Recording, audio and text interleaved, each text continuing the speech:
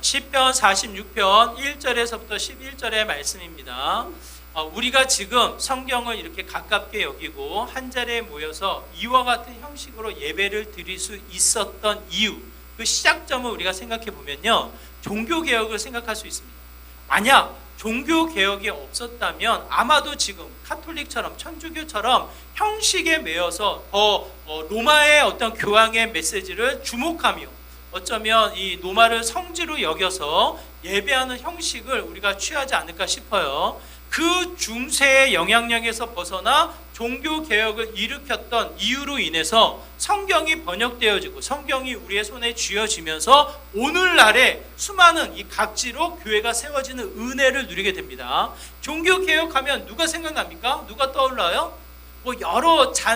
여러 사람들이 이미 이 말씀을 연구하면서 이게 맞냐, 이 말씀에 대한, 이 말씀이 그 당시에는 사제들에게만 이 말씀이 허락되어져 있거든요. 성경이 번역되지 않고 이 헬라어와 히브리어, 그리고 그 당시에 수많은 이 학자들이 쉽게 여겨졌던 라틴어로만 성경이 기록되어져 있어요.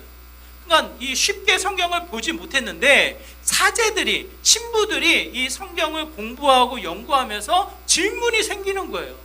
이게 맞냐라고 하면서 수많은 사람들이 개혁의 바람을 일으키고 있었으나 누구를 시작으로 개혁이 일어납니까? 마틴 루터를 통해서 이 개혁이 일어나요. 1517년 10월 31일 날 이 비테마르크 대학의 이 정문에 이 많은 홍보물을 거기에 붙이게 됩니다. 루터는 개혁을 일으킬 마음이 없었어요. 우리 한번 싸워보자, 우리가 한번 논쟁해보자, 이런 마음이 아니라 정말 맞냐 틀리냐를 한번 생각해보자, 질문을 던지는 거예요.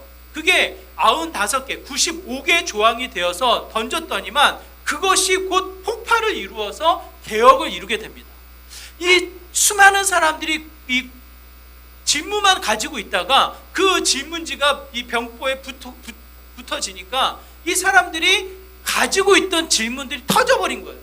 그러면서 개혁이 일어나게 되는데, 당연히 이 카톨릭의 교황들, 이 중세의 사람들은 누구를 주목합니까? 누구를 미워합니까? 당연히 그 시작이 되었던 마틴 루터를 주목하는 거예요. 수많은 위협, 수많은 일들로 이 마틴 루터를 어떻게 위협을 합니다. 어느 날 이 루터에게 편지가 전달이 됩니다. 서신을 통해서 전달된 내용이 길게 기록되어져 있지만 이런 내용이에요. 네가 가지고 있는 신앙을 버려라. 만약 그걸 부정한다면 살 것이지만 만약 그것을 고집해서 붙잡고 있으면 너는 출교를 당하고 출교와 즉시 죽음을 맞이하게 될 것이다. 마치 협박이라도 하듯 그와 같은 편지를 하게 되어집니다.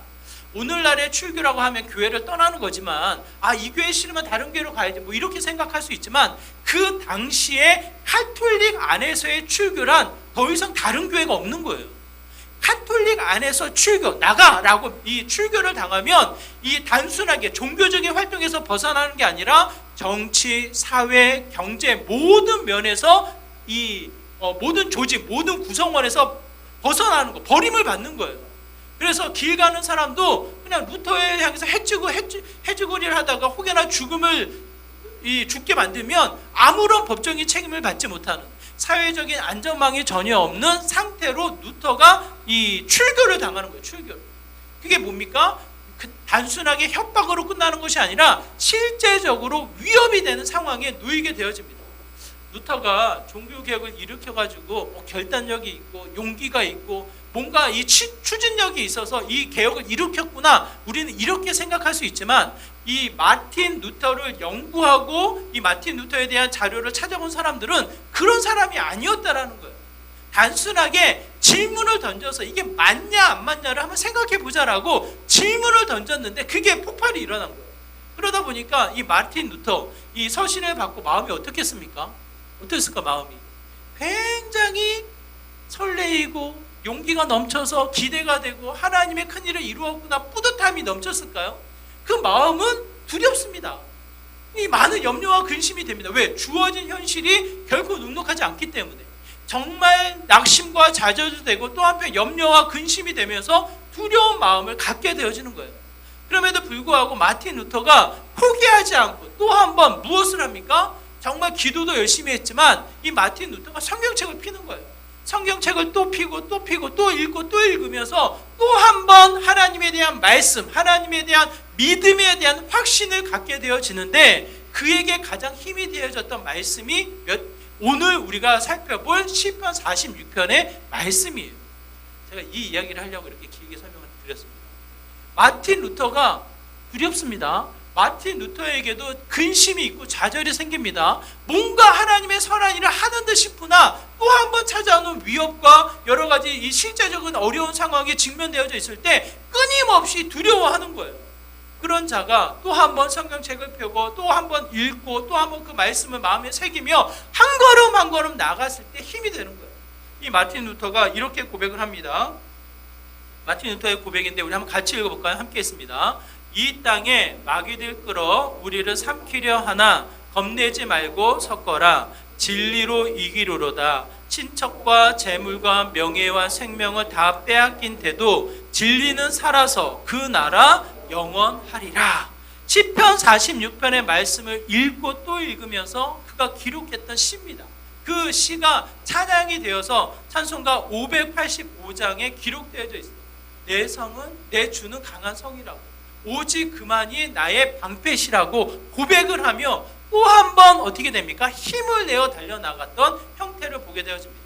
오늘 말씀을 통해서 우리가 다시 한번 기억하기 원하는데요. 루터에게만 힘이 되어졌던, 위로가 되어졌던 말씀이 아니라 지금 직면되어져 있는 우리의 삶 가운데 가장 우선순위로 힘을 얻으며 위로를 얻어나가는 믿음의 말씀이 되기를 다시 한번 부탁을 드립니다. 오늘 본문의 말씀 1절의 말씀을 우리가 함께 읽기를 원하는데요. 1절의 말씀입니다. 우리 1절의 말씀을 통해서 함께 살펴보도록 하겠습니다. 읽습니다. 시작. 하나님은 우리의 피난처시요 힘이시니 환난 중에 만날 큰 도움이시라. 1절에서 선명하게 전제로 선포하여 이야기하기를 하나님은 뭐라고 이야기합니까? 우리의 피난처라는 거. 우리의 피난처. 1절에서만 이야기하고 끝나는 것이 아니라 7절과 11절을 통해서 반복해서 이야기합니다. 하나님이 어떠한 모습이다? 우리의 피난처가 되신다. 분명하게 이야기를 하는 거예요. 여러분 반대로 생각해 보시기 바라요. 여러분 삶의 흔적 통해서 어떠한 피난처를 가지고 있습니까? 여러 가지 세상의 소유, 세상의 지식, 세상의 명예, 또 한편 어느 이 작은 부분을 따지면 나는 집만 있으면 돼. 가정을 통해서 위로와 힘을 얻어나가는 이 위로의 힘을 얻어나가는 이 실제적인 일을 우리가 경험도 하지만 실제로 우리가 또 한번 정직하게 질문을 던지면 유일한 피난처가 어디에 있냐고요. 세상의 것은 버려버리고 세상의 것은 생각을 뒤로 하고 먼저 집을 한번 생각해 보세요. 가정을 한번 생각해 보세요. 우리가 쉽게 생각하면 모든 긴장이 풀어지고 이 쉼과 안식을 누려나가는 형태가 가정으로 우리가 생각이 되잖아요.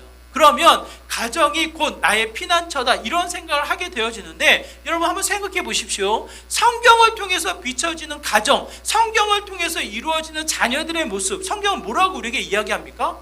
피난처라고 이야기하지 않습니다. 자녀를 가리켜서 뭐라고 이야기합니까?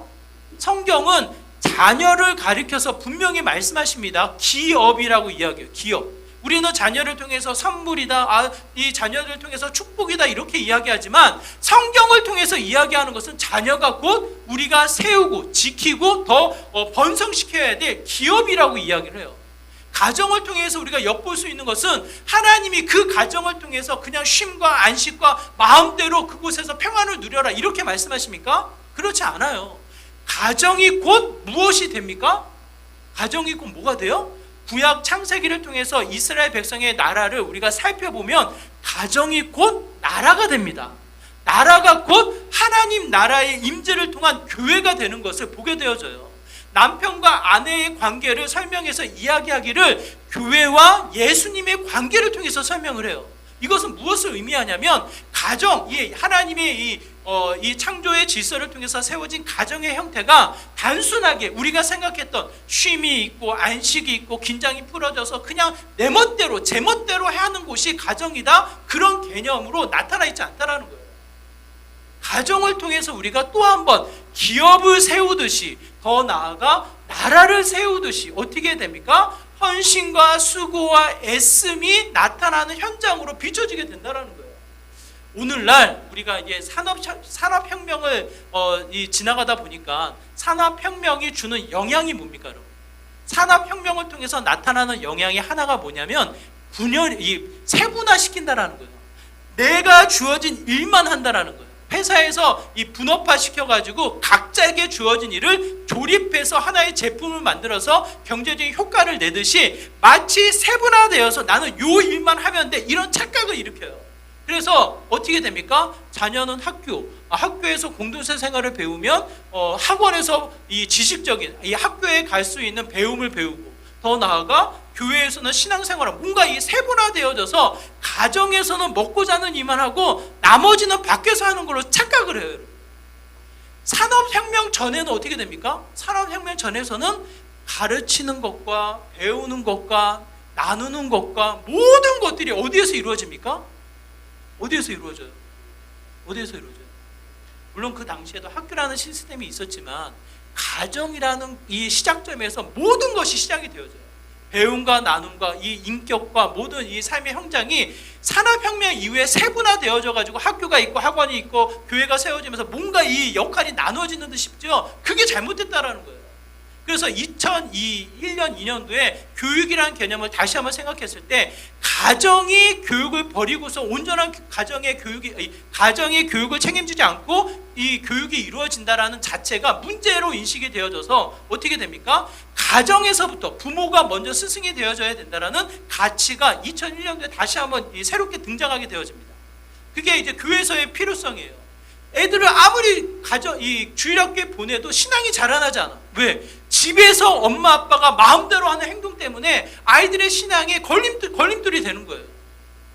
이게 무슨 말씀을 제가 드리고 싶냐면, 우리가 생각하는 피난처가 뭐가 있냐고요.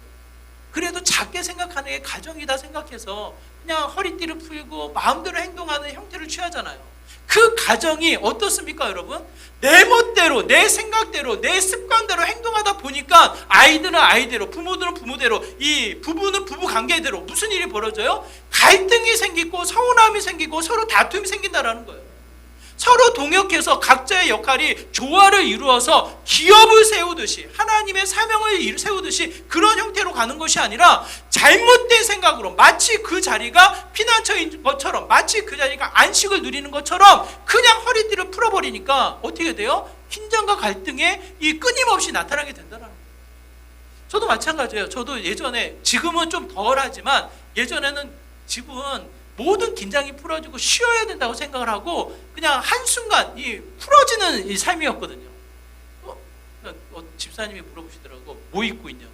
정말 편한 옷 입고 있거든요. 제가 런닝은 없어가지고 런닝은 자주 안 입고 있고 그냥 티에 반바지에 진짜 편하게 입거든요. 그러다 보니까 어느 한순간에 확 오더라고요. 뭐가 오냐면 나의 이 편안함, 나의 이 쉬는 공간에 뭔가 방해가 되어지면 예민해지는 거예요.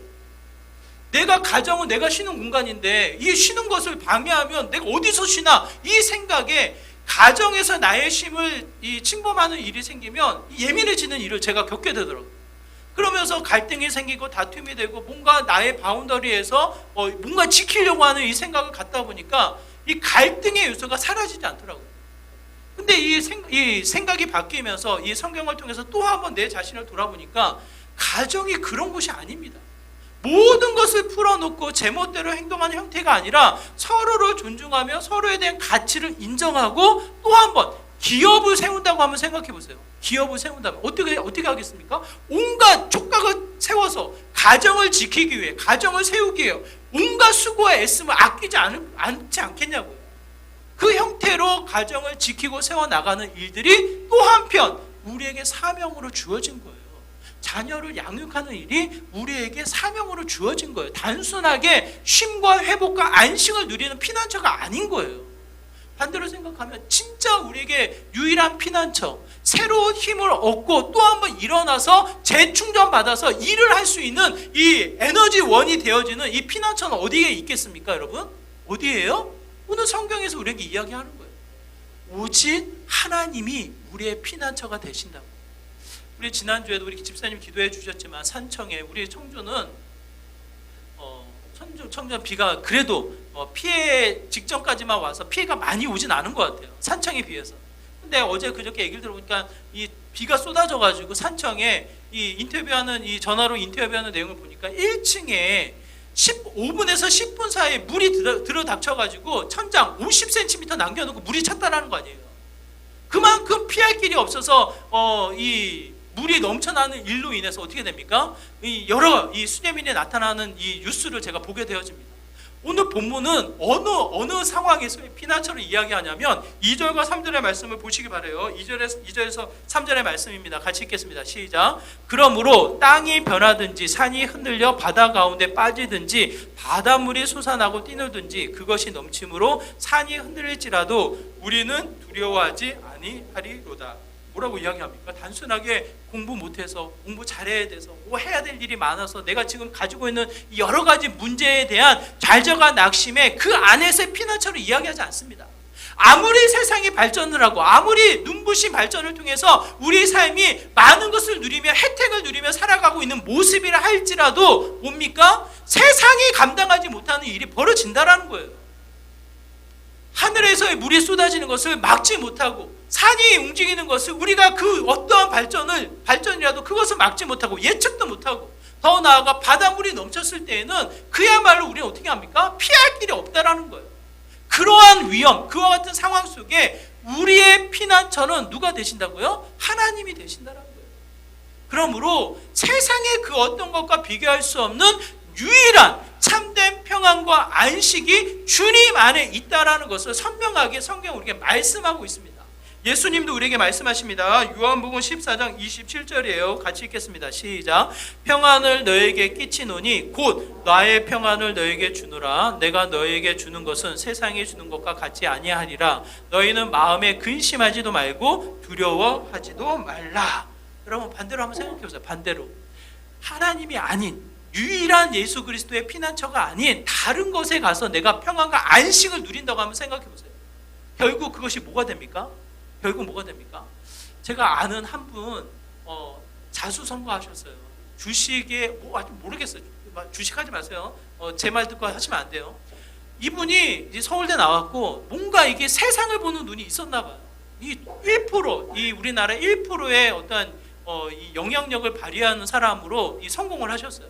그래서 주식을 하는 사람은 이분의 별명을 들으면 아는 사람이 안다고 하더라고요. 그 정도로 성공을 한 사람이에요.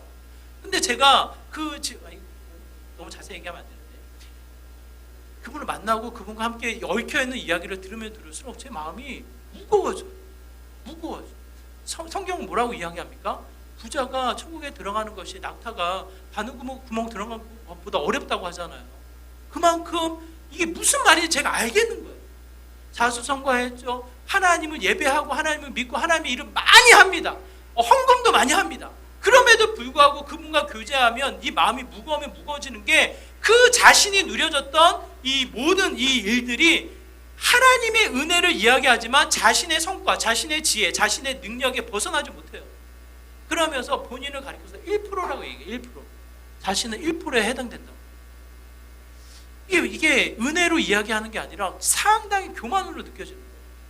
더 나아가 이 가지고 있는 걸 통해서 하나님의 영광, 하나님의 일을 이루는 듯 싶지만 교만이 있고 지나쳐서 뭐가 됩니까? 그걸 지키기 위해, 그걸 통해서 이 뭔가를 드러내기 위해서 수많은 이 일들이 벌어지는 것을 보게 되어집니다. 결국 그것이 정말 마음의 위로, 마음의 평안, 그 모든 이들에게 신앙을 드러내는 것으로 느껴지지 않는다는 거예요. 여러분 세상의 것을 아무리 취해 보십시오. 세상의 것을 따라서 아무리 달려가 보십시오. 그걸 통해서 진정한 평안을 누릴 수 있겠습니까? 지난주 목요일날 서울에서 손님이 오셔가지고 제가 하루 종일 같이 있었거든요. 제가 청주에 와서 사역을 시작하면서 지금까지 한 번도 빠뜨리지 않고 물신양면으로 지원하고 돕는 분이셔요. 기도해 주시고 1년에 한 번 꼭 오셔요. 7월 달에 꼭 오셔요. 근데 마침 목요일날 오셨어요. 여러분 목요일날 비가 얼마나 왔습니까? 그분을 만나는 게 기쁘고 즐겁고 행복하지만 하나님의 이야기를 나누는 거 너무나도 좋지만 운전대가 두려운 거예요. 여러분 오고 가면 비가 쏟아지는데 앞이 보이지 않으니까 얼마나 염려가 됩니까? 이게 우리의 연약함이에요. 아무리 은혜를 누리고 세상의 것을 가지고 있다 하여도 이 흐르는 물, 땅의 진동, 이 바닷물의 넘침을 우리가 감당할 수 없다는 거예요. 거기에 무슨 안식처가 있겠냐고, 무슨 피난처가 있겠냐고. 여러분 착각하지 마시라고요. 세상의 것을 소유하면 소유할수록, 세상의 것을 따라가면 따라갈수록 집이라고 여겨지는 그조차도 안식이 될 수 없다는 거예요. 그러므로 또 한 번 성경이 우리에게 분명하게 이야기하는 것은 하나님만이 피난처가 되신다라는 거예요. 우리의 유일한 피난처가 하나님 안에 있다라는 것을 선명히 이야기합니다. 여러분, 이 요한복음 14장 평안을 주신다고 말씀하실 때 또 그 전에 이야기하시는 게 어떠한 말씀입니까? 예수님 안에서 풍성한 열매를 맺기 위해서는 어떻게 해야 돼요? 우리가 어떻게 해야 됩니까? 이 포도나무 비유를 통해서 우리가 생각해 보는 것은 예수님이 줄기예요. 줄기에 가지가 어떻게 하고 있어야 돼요? 붙어 있기만 하면 되는 거예요. 아무 수고가 없는 거예요. 그냥 붙어만 있으면, 꺾이지 않고 붙어만 있으면 자연스럽게 열매를 맺는 거예요. 그것을 성경을 통해서 우리에게 이야기하는 것은 그리스도 예수 안에 거하라, 이렇게 표현을 하는 거예요. 진정한 그의 그늘 안에, 그 안에 머물러 있을 때에 진정한 피난처의 위로가 된다는 것을 이야기합니다. 세상의 엉뚱한 것에 마음 뺏기지 마시고 또 한 번 우선순위로 주님 안에 거하는 것에 최선의 가치를 기억하시고 또 한 번 주님 안에서 진정한 피난처, 진정한 안식과 평안을 누리는 저와 여러분의 삶이 되기를 다시 한번 부탁을 드려요. 그 안에 무슨 일이 벌어지냐면 5절의 말씀입니다. 5절의 말씀 같이 읽도록 하겠습니다. 함께 읽습니다. 시작. 하나님이 그 성 중에 계심에 성이 흔들리지 아니할 것이라 새벽에 하나님이 도우시리로다. 시편, 특히 오늘 시편 46편의 말씀은 배경을 알 수가 없어요. 어떠한 배경 속에 이 시가 기록되어졌는지 알 수가 없는데 5절의 말씀을 통해서 힌트로 얻어서 이 신학자들이 연결시키는 이 상황이 히스기야 왕 상황입니다. 히스기야 왕이 이제 이 남유다를 다스리고 있는 상황인데 누가 쳐들어오냐면 아수르 왕 사네립 왕이 쳐들어와요. 이미 아수르 왕 사네립 왕이 누구를 멸절시킵니까? 북이스라엘을 멸절시킨 이후의 일이에요. 이미 북이스라엘, 한 민족이었던 북이스라엘이 멸망하고 이제 누가 남았어요? 남유다의 히스기야 왕만 남은 거예요. 이미 눈치를 보고 있던 상황이었기 때문에 히스기야 왕이 사네립 왕을 무시할 수 없는 상황입니다. 그럼에도 불구하고 많은 군사를 일으켜서 이제는 남유다를 멸절시키기 위해서 쳐들어온 거예요. 이 히스기야 왕이 이 두려운 마음에 무슨 일을 합니까? 어떤 일을 해요? 하나님 앞에 무릎을 꿇습니다. 옷을 찢으며 우리를 도와주옵소서라고 옷을 찢으며 기도를 하는 거예요. 그때 무슨 일이 벌어집니까? 그 피난처 아에 거했던 이 히스기야의 기도를 통해서 하나님은 그들을 돕는 일을 하셔요. 이사야서 37장 36절 37절의 말씀입니다. 같이 읽겠습니다. 시작. 여호와의 사자가 나아가서 아수르 진중에서 18만 5천인을 쳤으므로 아침에 일찍이 일어나 본즉 시체뿐이라. 이에 아수르의 사네립 왕이 떠나 돌아가서 느느웨에 거주하더니. 뭐라고 이야기합니까? 18만 5천 명이 한순간에 죽어 있는 거예요. 별로 놀라지도 않으시네요. 청주가 84만입니다. 한 8분의 1 정도의 인원이 죽어 있는 거예요. 그만큼 이 놀라운 역사가 펼쳐진 거예요. 이 남유다를 위협하고 있는 둘러싸여져 있는 아마 이 길목을 딱 가로막고 이 남유다를 위협하고 있는 상황이 아니었을까 싶어요. 근데 그 모든 이들이 아침 일찍 일어나서 보니까 다 죽어 있고 사네립 왕은 도망가고 있는 거예요. 그 역사를 통해서 히스기야가 분명히 이야기하는 것은 이런 이야기입니다. 자신의 지혜, 이스라엘 백성의 군사력, 또 하나의 전략을 통해서 승리를 거뒀다가 아니라 철저하게 누가 도우셔요? 하나님이 도우셔서 18만 5천 명을 죽이시고 승리로 이끄신다라는 거예요. 근데 여기에 강조되어진 표현이 이른 아침에 일어나서 봤더니 죽었다라는 거거든요. 하나님이 언제 일하십니까? 언제 일하셔요? 5절입니다. 오늘 우리가 읽은 5절의 말씀 한번 같이 읽어볼까요? 5절 같이 다시 한번 읽을게요. 시작. 하나님이 그 성중에 계심에 성이 흔들리지 아니할 것이라 새벽에 하나님이 도우시리로다. 이 말씀을 통해서 이 사건을 연결을 시키는 거예요. 여러분, 하나님 언제 일하십니까? 언제 일하셔요? 새벽에만 일하시는 게 아닙니다. 무슨 뜻이에요? 일을 미루지 않으신다라는 거예요. 우리를 돕기 위해서 지체하지 아니하시고 우리를 위해서 깨어서 무엇보다 우선순위로 일하신다라는 거예요. 오늘 본문을 가지고 새벽 예배 다녀야겠다 나오시는 거 좋죠. 다만 그 새벽을 강조하는 게 아니에요. 항상 졸지도 아니하시고 주무시지도 아니하시는 그 하나님이 적시적소에 우리를 도우셔서 깨어 계신 분이 하나님이신 것을 또 한 번 선명하게 말씀하신다라는 거예요. 여러분 누구에게 도움을 청합니까? 피난처 안에서 누가 우리를 돕습니까? 세상에 이 수많은 이 일들이 눈부시게 화려하게 발전하고 일이 벌어지고 있지만 그 누구도 내 편이 되지 않는다는 거예요. 왜 남편이 남편입니까? 내 편이 아니니까 남편이지. 왜 한자로 따지는 거 아니에요, 여러분? 그만큼 그냥 같이 사랑해서 가정을 이루었지만 시간이 지나면서 이 처음의 사랑이 뭐예요? 더 깊어지고 넓어지면서 더 이 풍성해져야 되는데 사랑은 변하지 않습니다. 제가 남자로서 사랑은 변하지 않는다라고 주장합니다.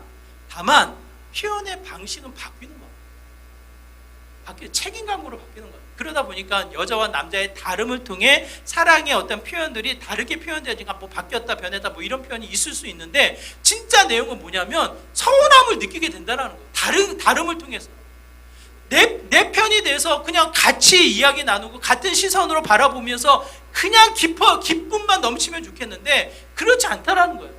사랑을 통해서 또 한편 서운하고 서로 아프고 상처가 되는 일도 수시로 나타나는 게 가정이잖아요. 부모와 자녀의 관계 속에서는 그렇게 나타나지 않습니까? 부모와 자녀 안에서도 끊임없이 어떻게 해요? 마음이 그냥 풀렸다가 또 서운했다가 또 풀렸다가 또 미웠다가 왔다 갔다 하잖아요. 그 마음을 통해서 또 한번 깨달아지는 것은 하나님만이 내 마음을 아신다. 그 하나님만이 누구보다 내 마음을 아셔서 그냥 구경하며 머물러 계신 분이 아니라 보신다라는 거예요. 밀어놓지 아니하시고 늦지 않게 적시적소에 우리를 위해서 가장 먼저 일하시는 분이 여호와 하나님이신 것을 성경은 우리에게 말씀하고 있습니다. 그러므로 다시 한번 우리가 깨어서 그 하나님을 기억해야 할 것은 그 하나님 안에 머물러 깨어서 그 하나님 앞에 기도하며 주님을 붙잡아 나아가는 믿음의 모습이 되어야 한다는 거예요. 반대로 주님을 붙잡지 않으면 무엇을 붙잡습니까, 여러분? 무엇을 붙잡아요? 그냥 내 주변에 있는 것을 붙잡기 위해서 애를 쓰는 거예요. 사람을 붙잡든지 자녀를 붙잡든지 또 뭔가 가질 수 있는 소유를 붙잡든지 뭔가를 붙잡기 위해서 분주하지만 그게 내 손 안에 머물러 있지 않습니다. 그게 결국 나에게 상처가 되고 실수가 되고 또 아픔이 되니까 또 좌절해서 뒤돌아서서 또 하나님을 찾게 되고 이게 반복되어지는 형태를 갖게 되어지는 거예요. 그러므로 여러분 다시 한번 5절의 말씀을 기억하실 때 새벽에 우리를 도우신다. 미루지 않고 우선순위로 깨어서 언제나 먼저 우리의 편이 되어서 나를 아시는 분이 나를 도우신다. 성경 우리가 말씀하고 있습니다. 그러므로 그분 안에 거하여서 그분을 붙잡고 나아가는 저와 여러분의 삶의 모습이 되어야 한다는 거예요. 그 하나님이 여러분 숨어 계시지 않잖아요. 그 하나님이 어떤 분이십니까?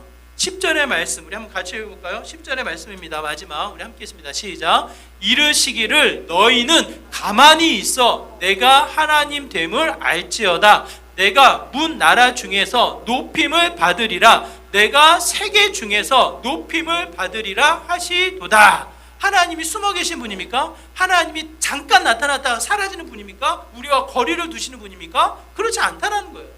뭐가 강조되어져 있어요? 내가예요, 내가. 하나님은 숨는 분이 아니에요. 숨겨져 있는 분이 아니에요. 숨을 수 있는 분이 아니에요. 세계가 놀라며 나라가 주목하며 더 나아가 우리로 하여금 선명하게 보고 알고 깨닫도록 우리에게 나타내시는 분이 누굽니까? 하나님이시라는 거예요. 하나님. 지난 한 주 여러분 한번 생각해 보세요. 지난 한 주 누가 여러분의 시선이 어디에 머물러 있습니까? 여러분의 시선이 어디에 머물러 있어요? 오늘 아까 우리가 본 10절의 말씀에 보면 두 가지 동사가 강조되어져 있거든요. 히브리어로 보면 두 개의 단어가 나란히 기록되어 있는데 알지어다, 알라라는 단어와 함께 또 바로 이어지는 게 멈추라는 거예요. 멈추라는 거. 가만히 있으라는 거예요. 가만히 있으라는 이 표현이 뭐냐면 떠나라는 얘기거든요. 가지 말고 멈추라는 얘기거든요. 멈춰서서 알라, 관찰하고 분별해서 이제는 이해해라. 분명하게 알아라라는 내용이거든요. 이 내용을 통해서 우리가 생각해 보는 것은 뭡니까? 어디에 멈춰야 돼요, 여러분? 어디에 달려가는 것을 멈춰야 돼요, 여러분? 좀 여러분 지난 한 주를 한번 생각해 보세요. 지난 한 주 어디로 달려갔습니까? 여러분이 분주하게 열심히 멈추지 않고 이 쳇바퀴를 돌려가며 달려갔던 길이 어디냐고. 여러분의 일터, 여러분의 학교, 관계, 여러분의 이 세상, 여러분의 일상을 통해서 바쁘게 살아가지 않았냐고. 저도 어제 잠깐 책상에 앉았는데 이런 생각이 들더라고요. 벌써 토요일이네. 한 주가 확 가버린 거예요. 두 사람 만났거든요. 서울에서 오신 분 2명을 내가 이틀에 걸쳐서 만났는데 그 일이 있어서 그랬는지 일주일이 확 가버렸어요. 벌써 주일이네. 이 생각이 들더라고요. 뭡니까? 우리가 생각하지 않으면 세상의 화려함, 세상의 분주함 속에 쫓겨 살아가는 게 우리들의 모습이에요. 성경 이야기합니다. 멈춰 서서 이제 뭐예요? 알라는 거예요. 관찰하고 분별해서 생각하라는 거예요. 왜? 하나님은 그 자리에 동행하셔서 자신을 드러내고 계시니까. 여러분 오늘 말씀을 볼 때 누구의 하나님이라고 이야기합니까? 7절 말씀 한번 보세요. 누구의 하나님이라고 이야기해요? 7절의 말씀, 또 11절의 말씀 반복하면 누구의 하나님이라고 이야기합니까? 야곱의 하나님이래요. 여러분 그 많은 표현 중에 왜 야곱의 하나님입니까? 여러분 한번 생각해요. 누구의 하나님? 아브라함의 하나님, 이삭의 하나님, 이스라엘의 하나님, 뭐 믿음의 선조들 이름 붙여서 여러 사람들의 이름을 통해서 그의 하나님 우리가 생각할 수 있는데 야곱의 하나님이래요. 여러분 야곱의 이름이 바뀝니다. 야곱의 이름이 뭘로 바뀝니까? 이스라엘이란 좋은 이름 냅두고 왜 야곱의 하나님입니까? 야곱의 이름이 뜻이 뭡니까? 야곱의 이름의 뜻, 야곱 이름의 뜻, 예? 예? 속이는 자예요. 형의 발꿈치를 붙잡고 이게 뒤늦게 나오면서 속이는 자라고 이름을 붙인 거예요. 야곱이라는 이름은 부정적인 이미지예요.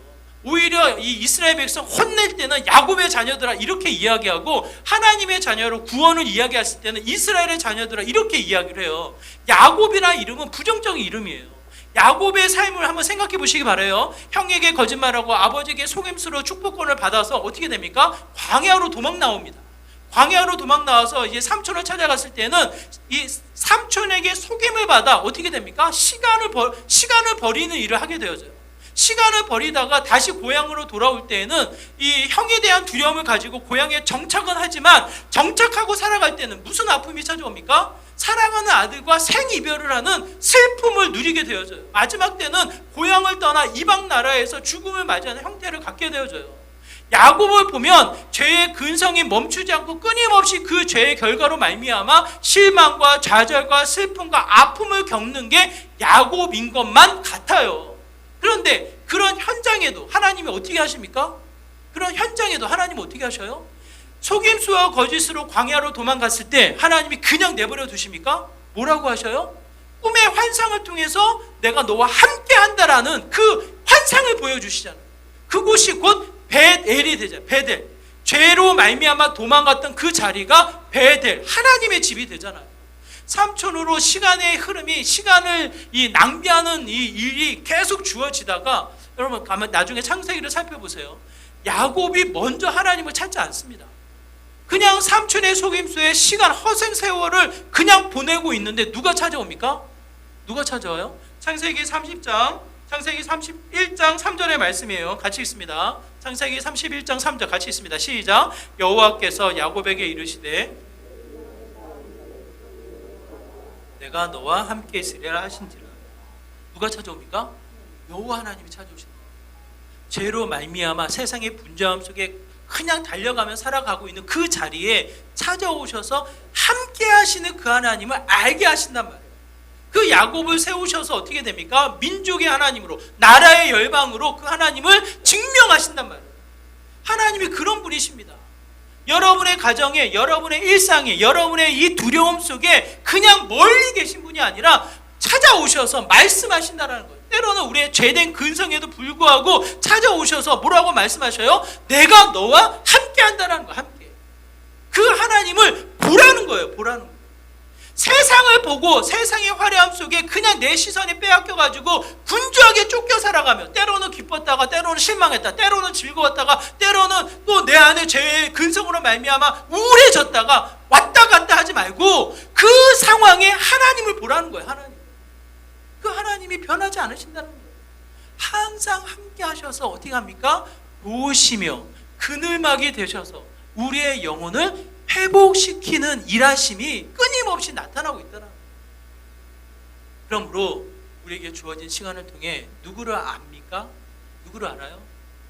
세상을 알기 위해서, 내가 좋아하는 연예인을 알기 위해서, 그의 생이, 그의 좋아하는 색깔을 그냥 달달달 외우면서 알기 위해서, 내가 진로를 통해서 뭘 먹고 살까를 알기 위해서 그냥 분주하게 세상을 향해 달려가는 것도 뭐 필요하겠지만 그게 없어서는 안 되겠죠. 세상에 사니까.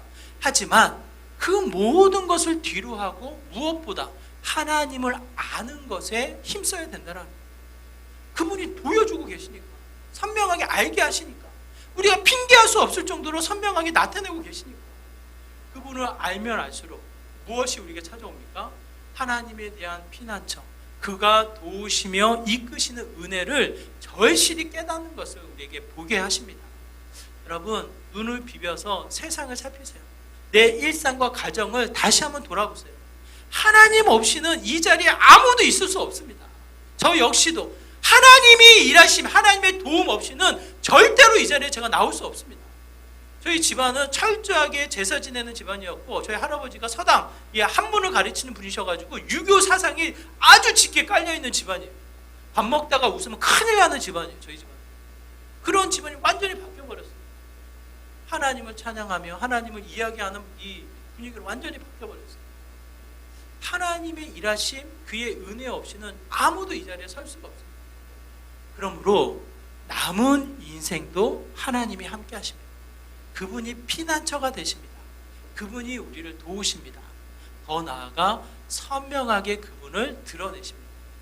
우리의 일상을 통해서 그분을 아시고 붙잡으시고 그 안에 거하여서 또 한 번 진정한 회복을 누리는 저와 여러분의 삶이 되기를 다시 한번 부탁을 드립니다.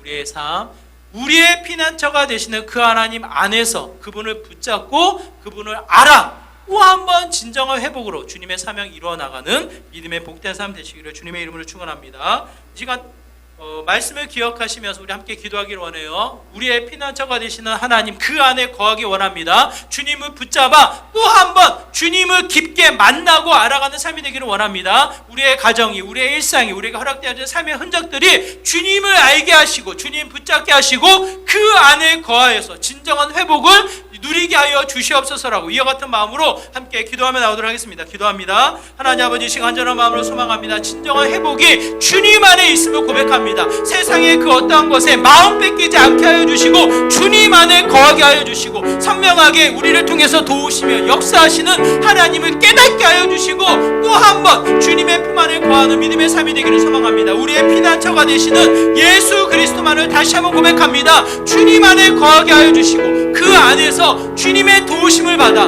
또 한번 선명하게 자라나는, 주님을 알아 주님의 진정한 회복을 누려나가는 주의 거룩한 자녀들 되게 하여 주시옵소서. 가정을 통해서, 우리의 일상을 통해서, 우리의 삶을 통해서 하나님의 선하신 열매를 맺게 하여 주시고 진정한 회복을 누려나가는 믿음의 복된 삶 되게 하여 주시옵소서. 주님.